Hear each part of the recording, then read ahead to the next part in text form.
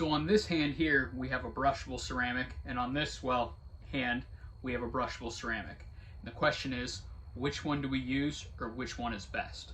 Now, when it comes to brushable ceramics, and really all ceramics for that matter, especially with the epoxy coatings, there are no two that are exactly the same. And in this case, right, I gave you this brushable ceramic A or brushable ceramic B, and really deciding which one is best for what we're trying to achieve. And the reason that there are two differences there, aside from the resins that we can pick and all of that, are one could be 10% ceramic and one could be 20 or 15 and 25 or 30 and 3. There's a lot of different percentages of ceramic that we can put in there, and we're talking by weight, and this will work to achieve a number of different things. Now, the first thing is, one, in terms of wear resistance, and I say this quite frequently, if 1 inch of ceramic is good, 2 inches of ceramic is better, 4 inches better than that, right? It's a relatively linear relationship there. But that's when we're talking about ceramic tiles, where it's purely ceramic. When we're dealing with resins, the resins will play a role in that, but generally speaking, the more ceramic content we have, the better wear resistance and potentially impact resistance we have with that system. So if you're going for something where you're saying, hey, I don't have as much of a corrosion problem, but a much higher abrasion or erosion problem, we're gonna go with a higher ceramic loading.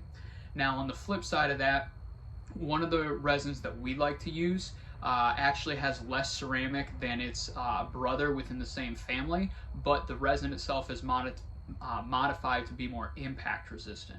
And so what this does is that impact resistance is a function of flexibility, and it's not flexible where you're going to bend it in half, but it will allow it to have more give and take with it. Or if you're on, say, a piece of ductwork that is going to flex a little bit, that will give you that, and the lower ceramic content will allow you to put it on thinner, which is just going to enhance your flexibility as a whole. Generally, as you build up in material, you tend to lose a lot of flexibility with epoxies.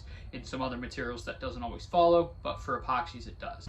Hey guys, real quick, I do this to help you with your coatings, linings, and composite systems, whether you're working with another manufacturer, distributor, or a supplier. If you think this could help somebody that you know, please do share it with them. That way we can get the message out. Really appreciate it. Now, let's get back to today's topic.